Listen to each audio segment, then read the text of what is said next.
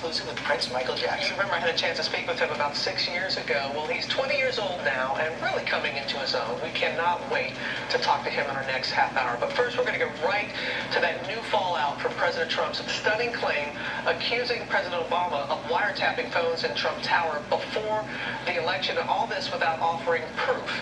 The former administration is denying those accusations. Three big questions this morning. Number one, did President Obama order an illegal wiretap at Trump Tower? Does President Trump have any evidence at all to back up that explosive claim? And will Trump's Justice Department publicly deny the allegations as requested by FBI Director James Comey? Our chief investigative correspondent Brian Ross starts us off. Good morning, Brian. Good morning, George and Robin. Well, in just a few minutes with a few hundred characters on Twitter, President Trump managed to impugn the integrity of both President Obama and the FBI and spread what senior intelligence officials say this morning is a huge falsehood. The actual source of the president's stunning claim the FBI bugged Trump Tower on the orders of President Obama remains a mystery this morning. But today, the outraged FBI Director, James Comey, may learn whether the Justice Department will agree to go public as he is asked and correct the president for what Comey says are false statements about wiretapping. The former DNI, the Director of National Intelligence, James Clapper, has already gone public to refute the president's assertions. For the part of the national security apparatus that I oversaw as DNI, there was no such wiretap activity mounted against the president-elect at the time or as a candidate or against his campaign. The only White House official to speak publicly since the tweets, Sarah Huckabee Sanders, appeared on the ABC program this week and tried to change the subject when Martha Raddatz pressed for an answer about the source. The President of the United States is accusing the former president of wiretapping him. I think that this is, again, something that if this happened, Martha, I agree. There was no if in the president's Twitter messages, rather that the wiretaps actually did happen. Quote, terrible. Just found out that Obama had my wires tapped in Trump Tower just before the victory. Nothing found. This is McCarthyism.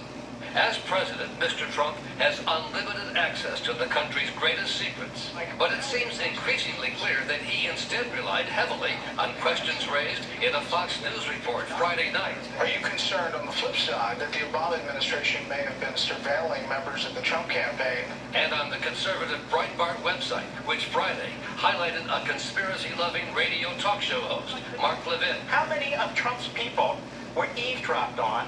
How many had their conversations intercepted, recorded, transcribed? Because this, ladies and gentlemen, is the big scandal. A spokesman for former President Obama joined the chorus of those calling the president's allegations false. His former White House National Security aide, Ben Rhodes, responded, no president can order a wiretap. Those restrictions were put in place to protect citizens from people like you. If Trump were to be right that there was a wiretap, it would also mean the FBI felt it had developed enough evidence of collusion between the Russians and the Trump campaign to actually get a special panel of judges, not the White House, to approve a wiretap. George and Robin. Well, as we know, the FBI Director, James Comey, is firing back against the president's claims and asking the Justice Department to set the record straight. Our senior justice correspondent, Pierre Thomas, joins us now from Washington. Pierre, why is James Comey taking the step of challenging the president? Sources tell me that Comey believes that what President Trump tweeted was misleading and inaccurate, and all this suggested that the Bureau acted improperly. Protecting the integrity of the FBI is a huge issue for Comey, and it looks like he's laying down the marker here, Robin. So the director of the FBI going head-to-head with the President of the United States. How does this play out, Pierre? This is potentially explosive because you're talking about two strong-willed men. Depending on how Trump reacts, he may find out how fiercely independent Comey can be. And it's complicated because Attorney General Jeff Sessions just recused himself from having anything to do with the investigation into the 2016 campaign, including Russian influence. So Comey will likely have to deal directly with the acting Deputy Attorney General. He's waiting for an answer. Comey is the man who stood up to George W. Bush's White House when he felt they were operating a surveillance program that was not constitutional and faced a firestorm for reopening the Hillary Clinton email investigation just days before the election. When Comey thinks he's right, he's shown that he's prepared for withering scrutiny and political heat. We'll find out soon if Comey and the president can coexist, Ron. You mentioned the Attorney General recusing himself. How do you feel that will factor in?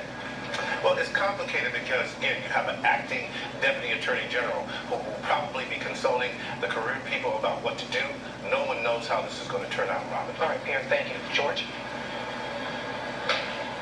Okay, thanks, Robin. We're now joined from the White House by Sarah Huckabee Sanders, spokesperson for the president. Sarah, thank you for joining us this morning. So we now know that the FBI director has told the Justice Department that President Trump's explosive claims are inaccurate. Does President Trump accept the FBI director's denial? You know, I don't think he does, George. I think he firmly believes that this is a storyline that has been reported pretty widely by quite a few outlets. The wiretapping has been discussed in the New York Times, BBC, Fox News, and we believe that it should be looked at by the House Intelligence Committee. I've got to stop you right there. Every single article you just mentioned does not back up the president's claim that President Obama had him wiretapped. Not a single one of those articles backs that up. So what is the president's evidence? It does back up the fact that the administration was wiretapping American citizens. There was a wide reporting suggesting that his administration, whether it was directly ordered by this president specifically, his administration could have done Sarah, this. I have got to stop you George, again. No, Sarah, I've got to stop you again because that is simply not true.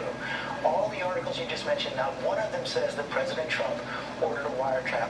One of them based on President Obama, actually. President Obama. One of them based on anonymous sources says there might have been a court-ordered FISA wiretap. That has been denied by the former Director of National Intelligence, James Clapper. Look, I love how now anonymous sources don't matter anymore. We've been dealing with anonymous sources and having to fight back against that for the last 6 months. It's funny how the media now starts to... Sarah, even if that one is true, that is saying it was a court-ordered wiretap, not an illegal wiretap ordered by President Obama.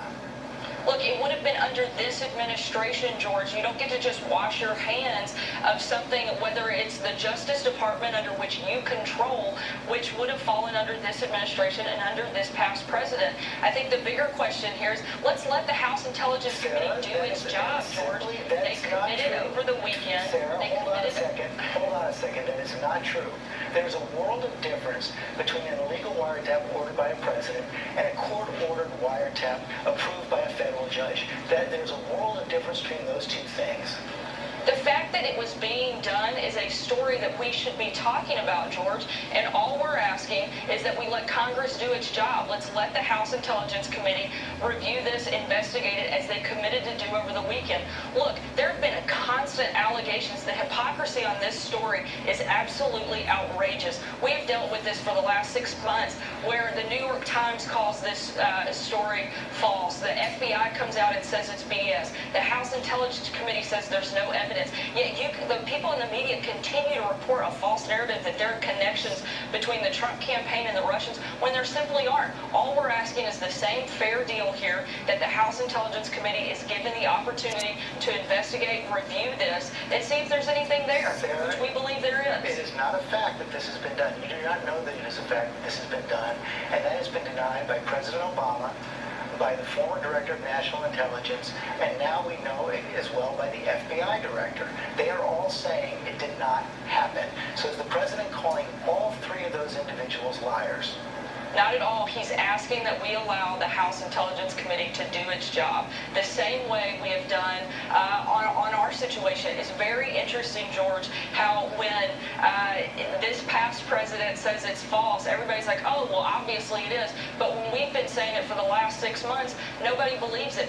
Frankly, George, I think if the president walked across the Potomac, the media would report that he can't swim. This is a constant battle that we're having to fight. All we're asking is that this double standard be washed away and that we allow the Congressional Committee to do their job. Sarah, the president made these allegations 48 hours ago. Has he called the FBI director since he made those allegations and asked if they were true? I don't know that he has talked directly with the FBI director, but I do believe that, again, we go back to, we put out a statement asking that we allow Congress to do its job and investigate and do a full review of this process. The president administers the Justice Department, the president administers the intelligence agencies. He can find out for himself. He can ask his FBI director if this is true. He can ask his Justice Department if this is true. He can ask the Director of National Intelligence if this is true. Has he done that? Look, I don't know that actually that is the case, George. From my understanding is that there is a process that this has to follow, and in order to go through that process, the first step is a congressional review, and that's what we're asking to take place right now. But bottom line, the president does not accept the FBI director's denial. I don't know that he has gotten a firm denial from the FBI. He does not accept the reporting that the FBI director has said this did not happen. Does the president accept that or not? The president wants the truth to come out to the American people, and he is asking that it be done through the House Intelligence Committee and that be the process that we go through. Sarah, thanks for joining us this morning. You bet. Thanks, George.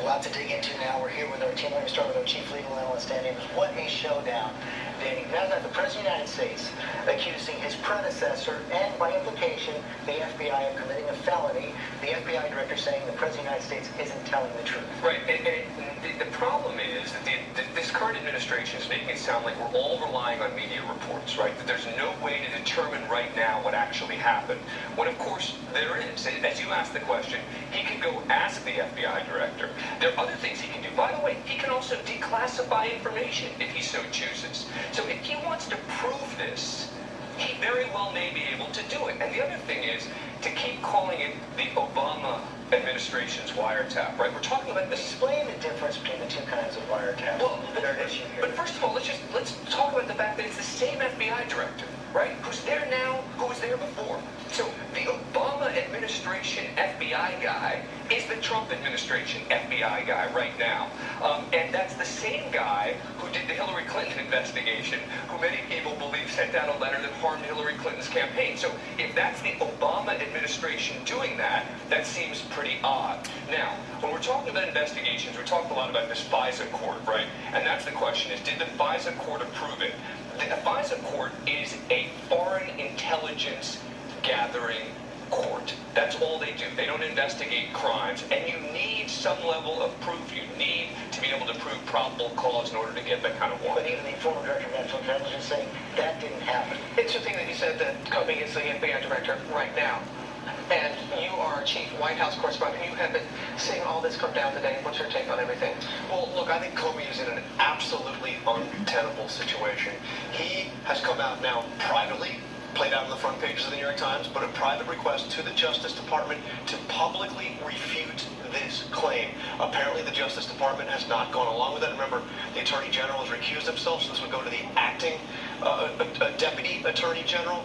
But look, if they are not going to come out, what is Comey going to do? Is he going to come out himself on his own unilaterally, or is he going to resign? It seems to be that big an issue. As I understand it, the way this request went from Comey to the Justice Department was making the case that this claim undermines the very credibility of the FBI and the Justice Department. Have the public think they would do something like this. He wants this refuted. And that's it right there. Oh, by the way, the travel ban, we would have been talking about that more so than we are right now, but it's expected a new one to come out anytime now. This is big. I'm told it will come out this morning. A new travel ban, I'm told it will replace the old travel ban. It's going to be narrowed, a little less chaotic. It's only going to, it will not apply to permanent legal residents.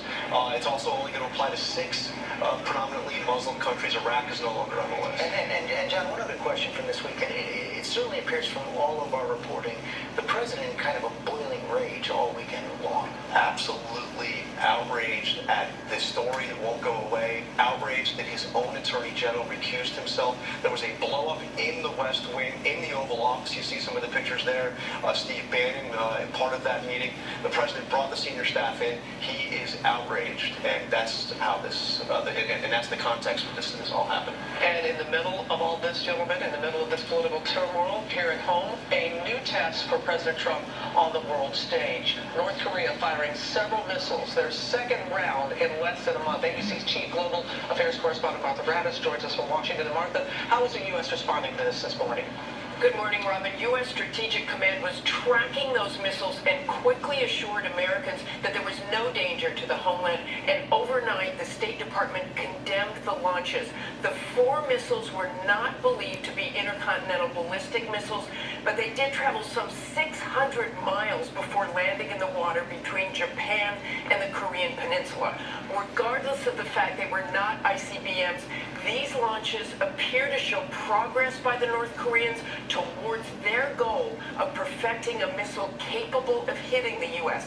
President Trump has vowed that North Korea will not get a nuclear-capable missile that could strike the U.S. It's unclear how he would stop them, but right now, Robin, the national security teams are reviewing North Korea policy. Robin.